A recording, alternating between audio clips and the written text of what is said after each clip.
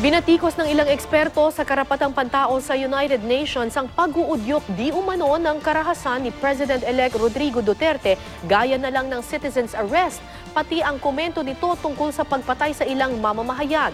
Sa gitna nito, patuloy naman ang paghuli sa mga lumalabag sa curfew gaya ng gustong ipatupad ni Duterte sa buong bansa. May report si Bam Alegre. Duterte, mag-draw tayo! Mag-draw tayo. Bigyan mo ako ng baril. Sige. Walang problema. Ba't ako matatakot? Lango pa sa alak ang lalaking ito nang mahuli ng mga opisyal ng barangay at Quezon City Police District sa tinawag nilang Oplan Disciplinary Hour ng Barangay Gulod, Novaliches, Quezon City. Nanutok daw kasi ng baril sa mga kapitbahay ang suspect at kalaunay nagpaputok pa raw sa lugar nila. Ako nahuli dahil lasing ako. Dahil sa kasalanan ko, nagpaputok ang baril. Ito, nahuli ako. Saan galing yung baril mo? Ay, binili ko. Bakit? Alam nga naman, hindi lisensyado yan. Galing yan sa illegal. Narecover ng mga polis ang basyon na mula raw sa baril na 9mm at natagpuan din nila yung iba pang mga bala. Sa ngayon, hinahanap nila kung nasa ni mismong baril. Dahil ayon sa mga kapitbahay, nagpaputok raw kanina ang suspect.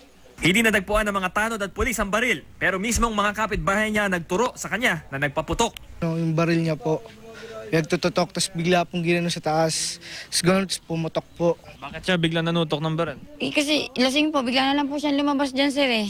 Sinuyod din ng mga otoridad ang mga kalye para sa mga menor de edad na nagiinuman at mga walang damit pang itaas.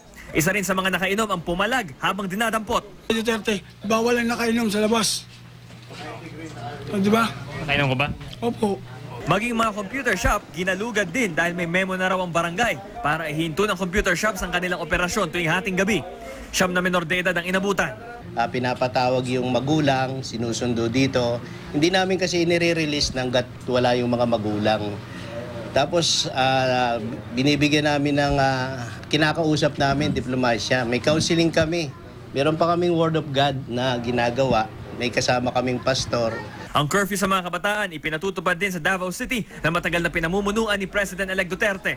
Ang estilo ng pamumuno niya sa Davao ang gagawin rin daw modelo ni Duterte sa pagpapatakbo niya sa buong Pilipinas. At sa kanyang Thanksgiving party noong Sabado, muling iginiit ni Duterte ang mga umano'y pagbabagong hatid ng kanyang liderato. Kabilang dito ang panawagan niyang citizens arrest o pagtulong ng mga mamamayan sa panguhuli ng mga gumagawa ng masama gaya ng pagkasangkot sa ilegal na droga. Kaya ngayong nandyan sa neighborhood ninyo, feel free to call us, the police, or do it yourself if you have the gun. You have my support. In an arrest, you must overcome the resistance of the criminal. I-overcome mo talaga yan. And if he fights, and he fights to death, you can kill him. Sinang-ayunan naman ni incoming Solicitor General Jose Calida ang panawagang ito ni Duterte. Pero yan daw ay kung ginagawa lamang ang krimen sa harapan ng mamamayan. You can actually invoke that power of citizens arrest.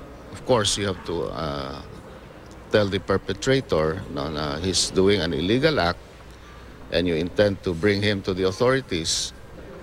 And if he threatens your life, you can also invoke self-defense. Nanawagan naman ng ilang eksperto ng United Nations kay President-elect Duterte na tigilan na raw ang pag-udyok ng karahasan sa mga tao. Irresponsable raw ang mga ganitong pahayag, lalo na mula sa uupong leader ng isang demokratikong bansa. Nakakaalarma rin daw ang pahayag ni Duterte kaugnay sa pagpatay sa mga mamamahayag, pati ang pagbibigay umano niya ng pabuya sa mga pulis at opisyal ng militar na makakahuli sa mga drug pusher o drug lord. Wala pang sagot ang kampo ni Duterte tungkol dito. Bam Alegre, GMA News.